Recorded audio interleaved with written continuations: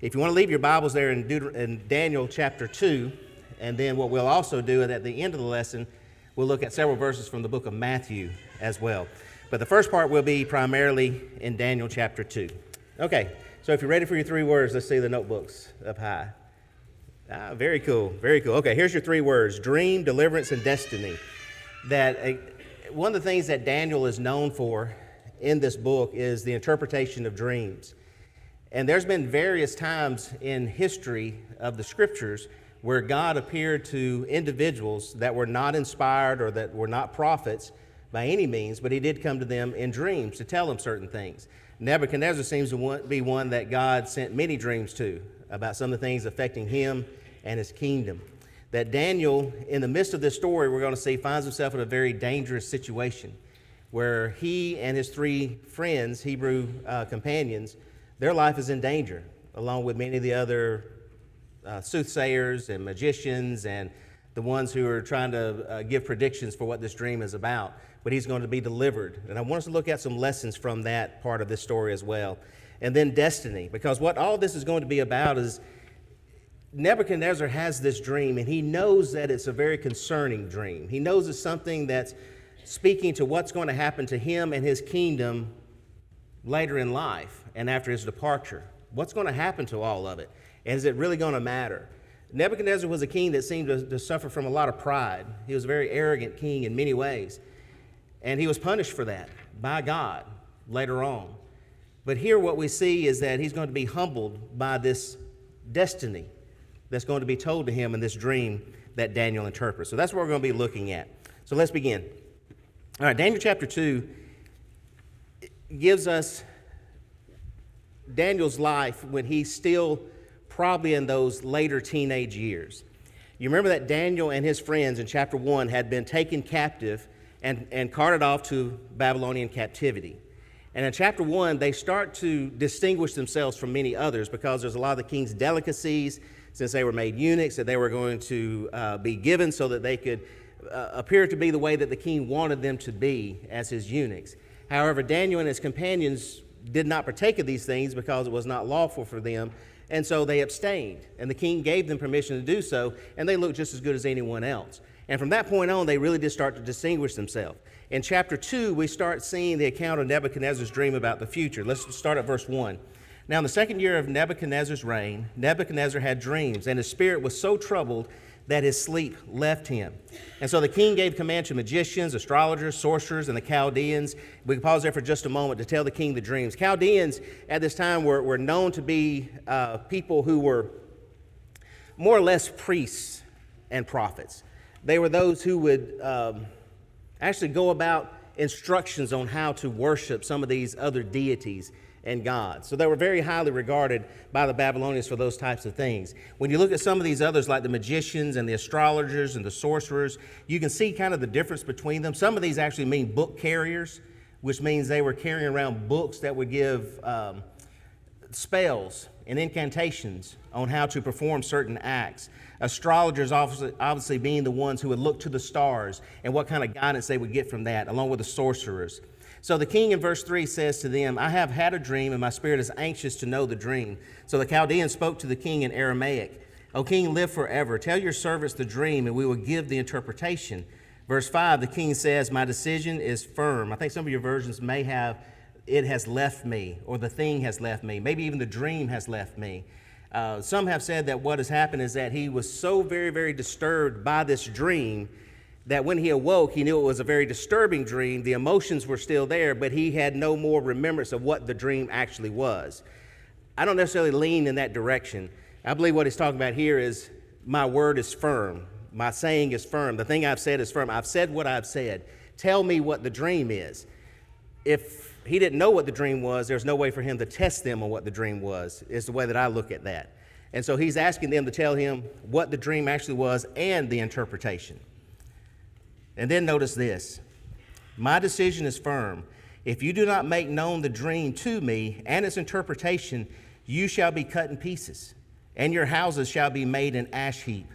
However, if you tell the dream and its interpretation, you'll receive gifts, rewards, great honor. Therefore, tell me the dream and its interpretation. Verse 7, let the king tell the servants the dream, and we'll give the interpretation. But again, in verse 8, the king says, I know for certain that you would gain time because you see that my decision is firm. So in other words, if I let you go right now, you're just going to come up with something to tell me, to convince me that you know what the dream is and what the interpretation is. So I have said what I have said. If you do not make known, verse 9, to me, there is only one decree for you. For you have agreed to speak lying and corrupt words before me till the time has changed. Therefore, tell me the dream, and I shall know that you can give me its interpretation. The Chaldeans give a very accurate statement next. Verse 10, there is not a man on earth who can tell the king's matter. Therefore, no king, lord, or ruler has ever asked such a thing of any magician, astrologer, or Chaldean. It is a difficult thing that the king requests, and there is no other who can tell it to the king, except the gods, whose dwelling is not with flesh. For this reason, the king was angry and very furious, and gave the command to destroy all the wise men of Babylon. And so the decree went out, and they began killing the wise men, and they sought Daniel and his companions to kill them. So Daniel's not even there. These other astrologers and sorcerers, magicians, Chaldeans are all there. They said, there is no way for us to tell what this dream is, no matter how terrible it may have been for you. There's no way we can tell you what this dream is about, much less give the interpretation. There's not a man on earth that could do this. It's only among the gods, plural for them, that this could even be known. And so the king becomes so angry and rash that he sends out this decree, kill all of the wise men. Well, that's going to include Daniel and his friends.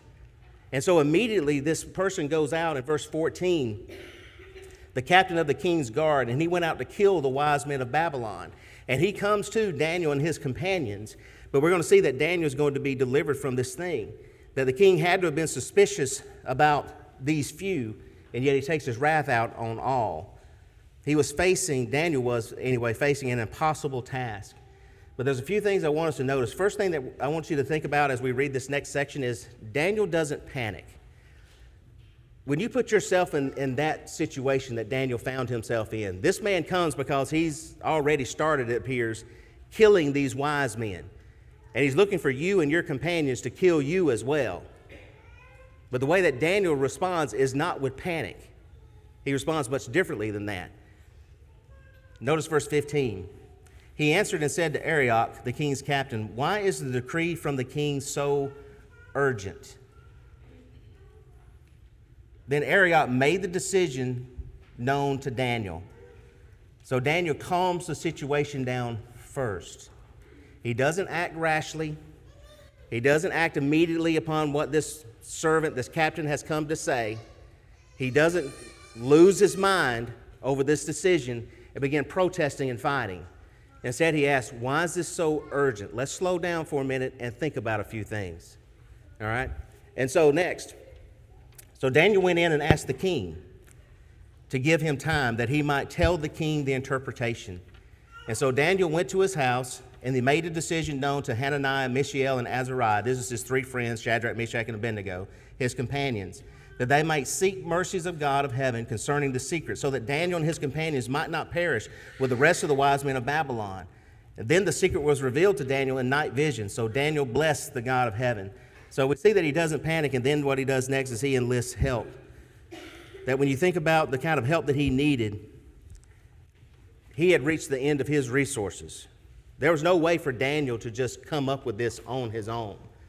And so what he does is he actually goes to his friends and his companions, and he asks them to pray with him.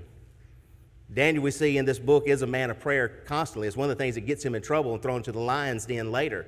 But Daniel was a person who relied upon prayer, and he went to his friends asking for their help in praying to God. Starting at verse 20, we see that Daniel takes his eyes off of the problem, and he starts looking to God for guidance. Verse 20, Daniel answered and said, blessed be the name of God forever and ever. For wisdom and might are his, and he changes the times and the seasons. He removes kings and raises up kings. He gives wisdom to the wise and knowledge to those who have understanding. He reveals deep and secret things. He knows what is the darkness, and light dwells with him. I thank you and praise you, O God of my fathers. You have given me wisdom and might, and you have made known to me what we have asked of you, for you have made known to us the king's demand. And so again, he had reached the end of his resources, so he looks to the only one that can give him deliverance from this thing. And so what he does in that prayer is he actually praises God for who he is and what he does. And one of the reasons I wanted to draw attention to that is because oftentimes we find ourselves in difficult situations that seem almost impossible. What are we going to do? How are we going to fix this? What's going to be the future? Which way should we go in? And we just reached the end of our rope. What Daniel did and what his companions did was they prayed to God, and what a powerful way to pray. Notice that the first thing that they pray in that prayer is, "Blessed be the name of God."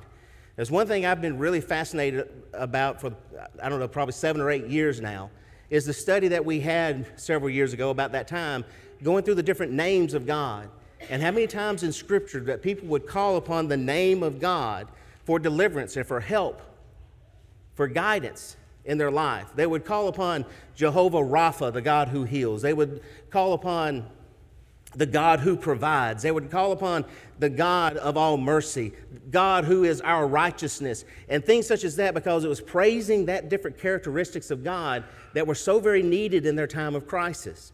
Blessed be the name of our God. Daniel prayed and got the thing that he asked for because of the trust that he had in God and his power. Then the verses that were read for us a moment ago start to describe what this image looks like. Starting at verse 24, Daniel goes to this Arioch once again, who the king had appointed.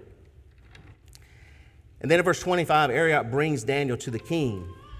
And he says, "I have found a man of the captives of Judah who will make known to the king the interpretation." So the king answered and said to Daniel, whose name is Belshazzar, "Are you able to make known?" And so in verse 27, "The secret which the king has demanded, the wise men, astrologers, magicians, and soothsayers cannot declare to the king." And notice who he gives credit to in verse 28. "But there is a God," not gods. "There is a God in heaven who reveals secrets." And so Daniel's about to reveal to the king the thing that he had actually dreamed about.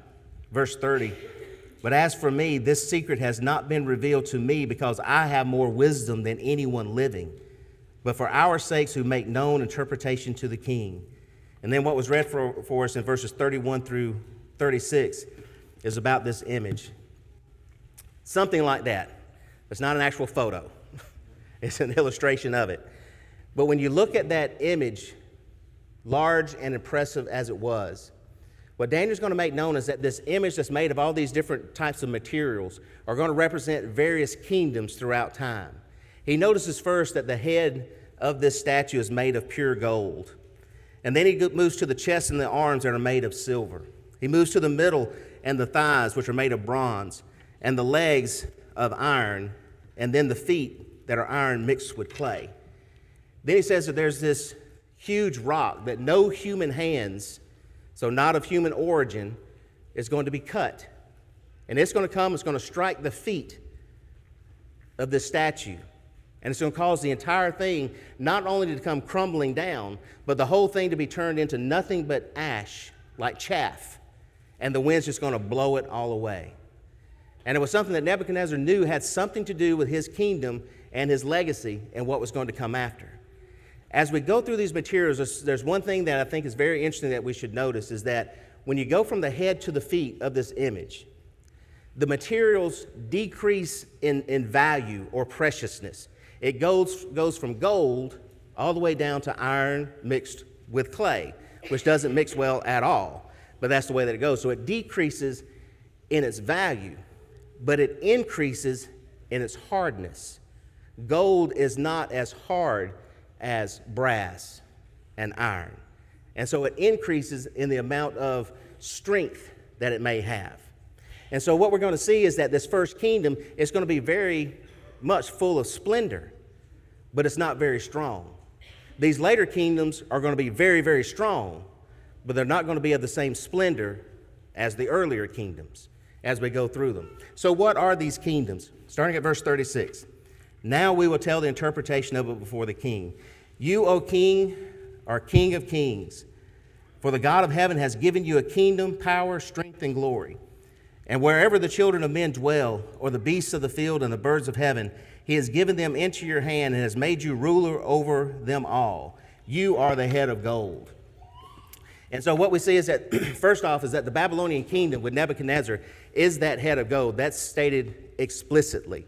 One of the things we're going to notice about this too is that when you get to the feet of clay, and that's the ones that we generally will spend the most time on whenever we go through Daniel 2, that in the days of these kings, the Lord will establish a kingdom.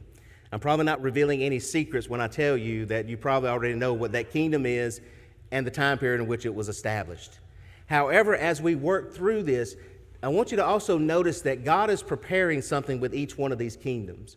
That first kingdom, that head made of gold, is that Babylonian kingdom that went from about 605 to about 539 BC. So we're talking about 600 plus years before Jesus is born. Each one of these kingdoms contributes something to mankind as being a world power that helps the cause of Jesus Christ. One of them in the Babylonian kingdom is that they established synagogues. Synagogues were not established by the law of Moses or any other law that we have in the Old Testament.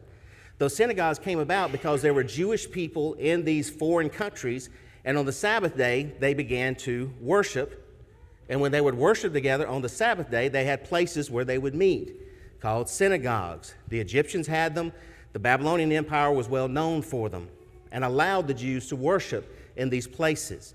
It's very interesting that when you go through a study of what the synagogues were, how they came about, and the way in which they were organized, it looks very much like the church does today, both in its structure, in its organization, and the things in which they did.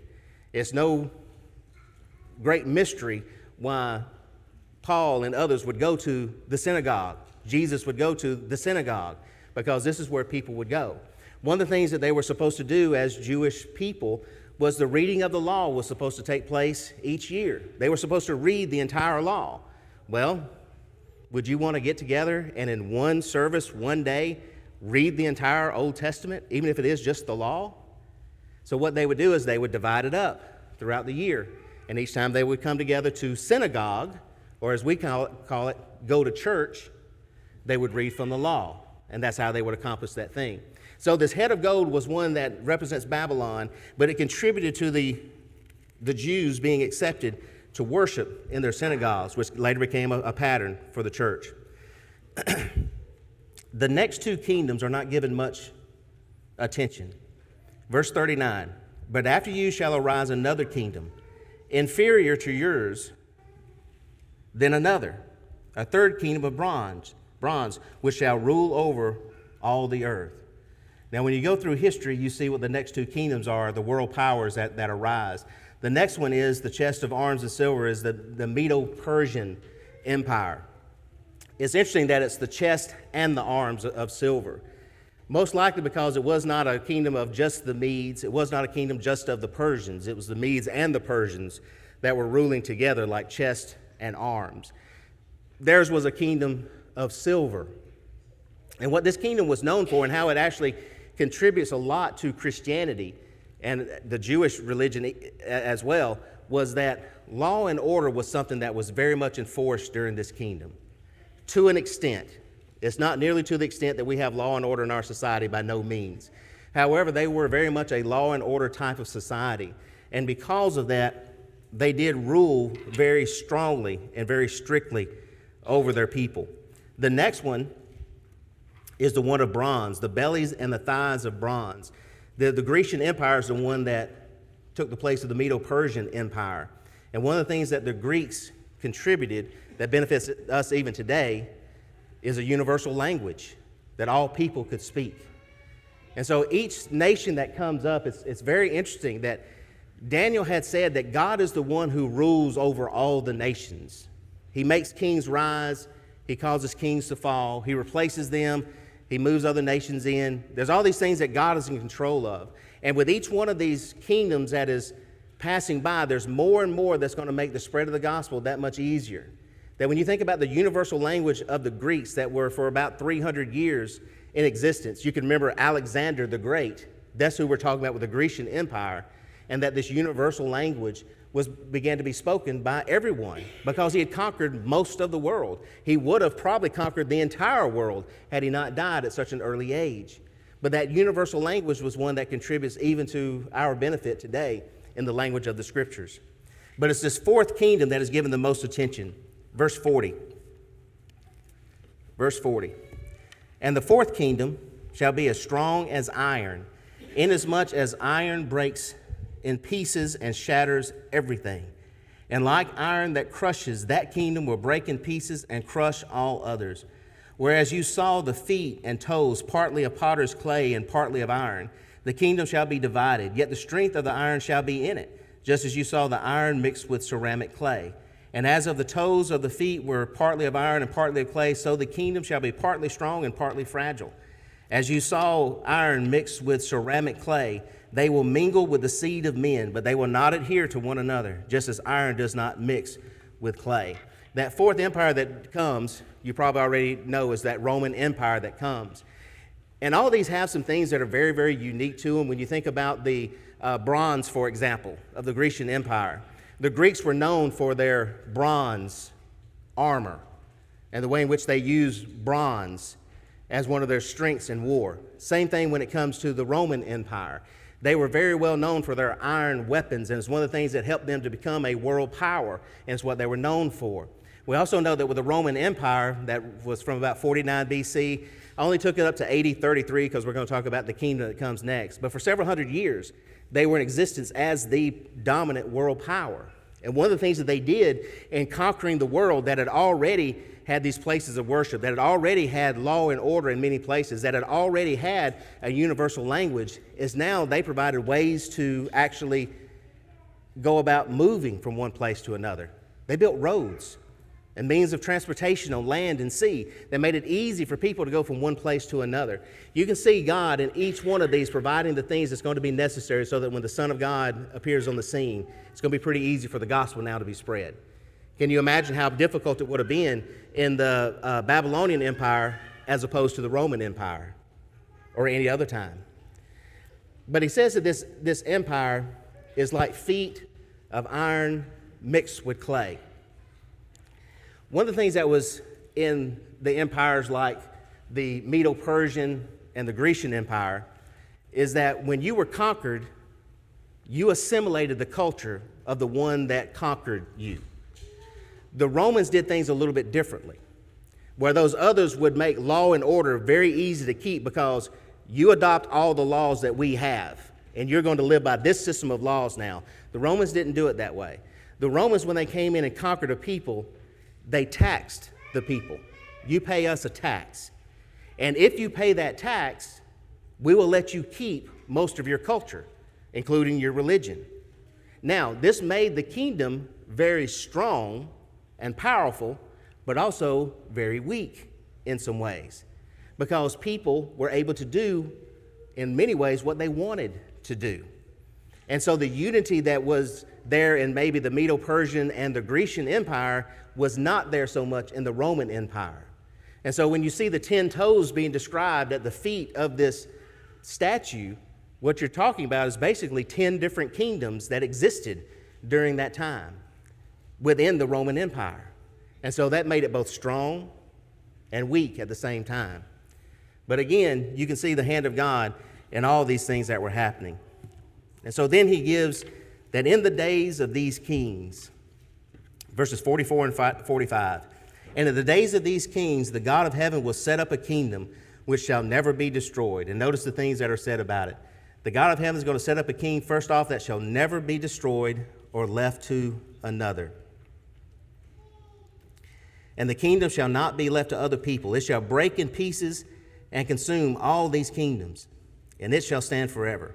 Inasmuch as you saw the stone was cut out of the mountain without hands, and that it broke in pieces the iron, the bronze, the clay, the silver, and the gold, the great God who has made known to the king what will come to pass after this.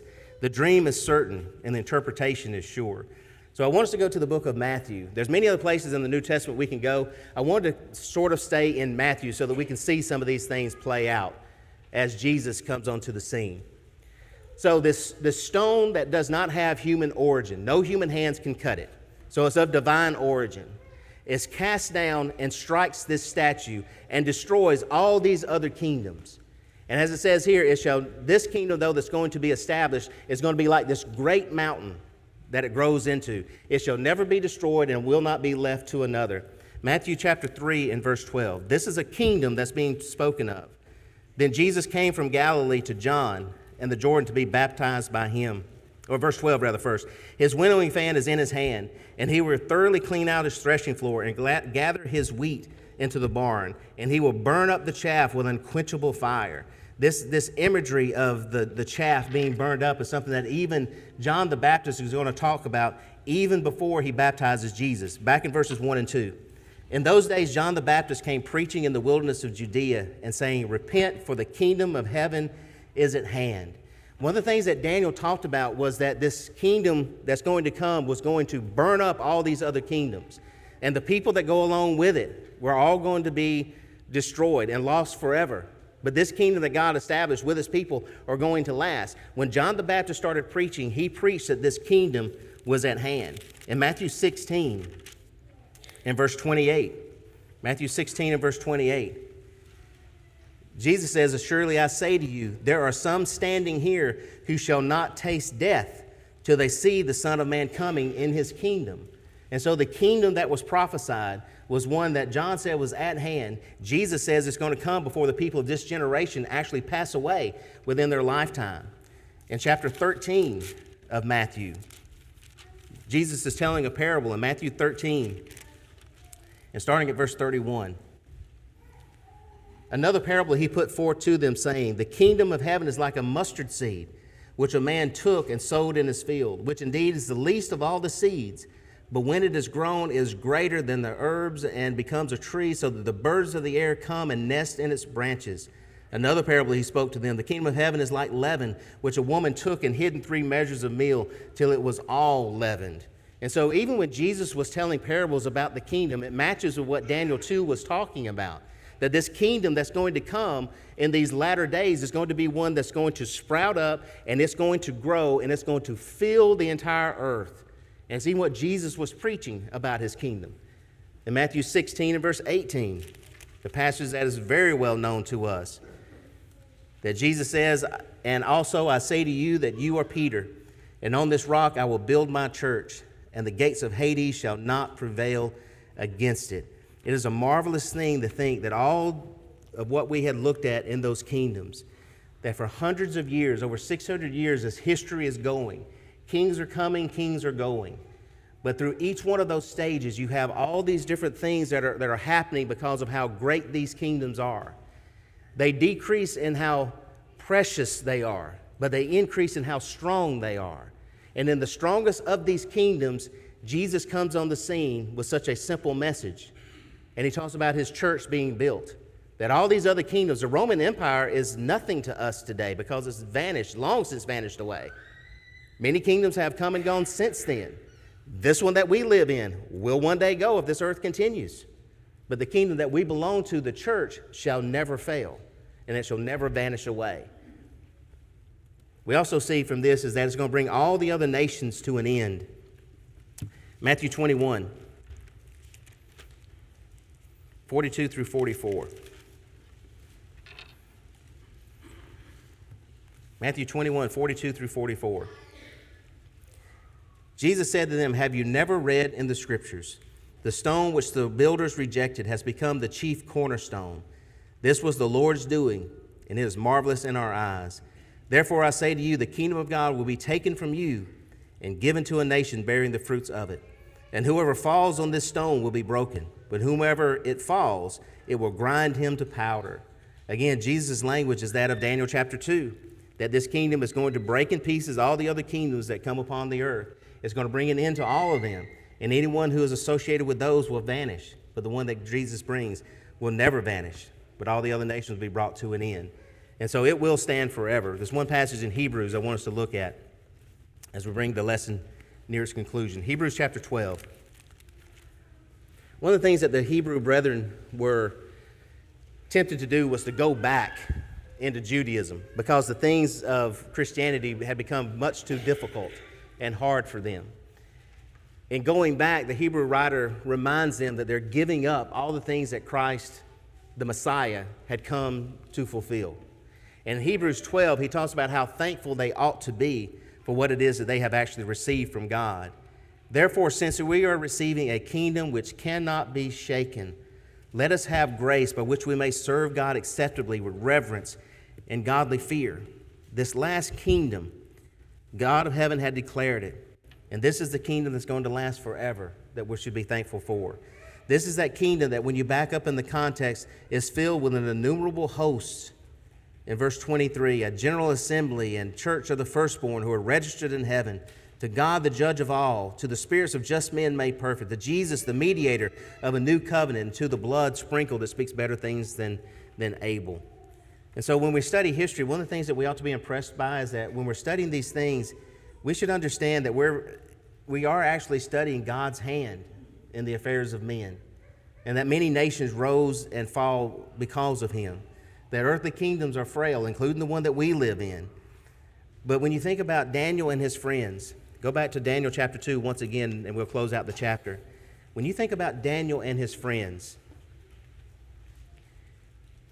the ones who had been brought into Babylon as being captives, think about where they're at. That at the beginning of this chapter, what we saw was Daniel and his friends were going to be killed along with everyone else. But notice how they end. Verse 46, then King Nebuchadnezzar fell on his face prostrate before Daniel, and commanded that they should present an offering and incense to him. The king answered Daniel and said, truly your God is the God of gods, the Lord of kings, and revealer of secrets, since you could reveal this secret. Then the king promoted Daniel and gave him many great gifts, and made him ruler over the whole province of Babylon, and chief administrator over all the wise men of Babylon. Also Daniel positioned the king, and he set Shadrach, Meshach, and Abednego over the affairs of the province of Babylon. But Daniel sat in the gate of the king. These three Hebrews have been brought in as slaves to become eunuchs in the king's service. And now Babylon finds itself subject to these three Hebrews. That's a magnificent transformation that only God can bring about. And that's what he did with these men. It's amazing the way in which the children of Israel would have been captives there, and yet could see their own companions and own countrymen put in these positions of honor, and how much encouragement they would have received from that. Maybe it was for such a time as that they were actually brought into Babylon, so that this king would be able to see God's majesty. Nebuchadnezzar, it doesn't necessarily seem that he ever fully became a follower of God, but he definitely had a lot more respect for him at the end of this chapter than he ever had before. And we're going to see God interact with his life again in the future as you go through Daniel. But what we see is that God sets up kingdoms, God destroys kingdoms, but the kingdom that lasts forever is the one that we're a part of. And so tonight, if you're not a part of that kingdom, it's the question I want to leave you with tonight is, are you a part of that eternal kingdom, the one that does not vanish away? It's been a great day today to think about just how majestic God is. That we think of God oftentimes as being a ruler over the church, head over all things to the church, and that's basically it. But what we see in the scriptures is that God is God over all. There's no one who is exempt from his gaze or accountable to his laws. And that's the God that we serve by choice and free will, and the one that we're offering to you tonight to serve. So if you need to become a Christian, if you need to be baptized for the remission of your sins, or if there's anything we can do to help you become stronger as a Christian, just let us know so that we may help you in whatever way we can. As we stand and sing, please come if you're subject to the invitation.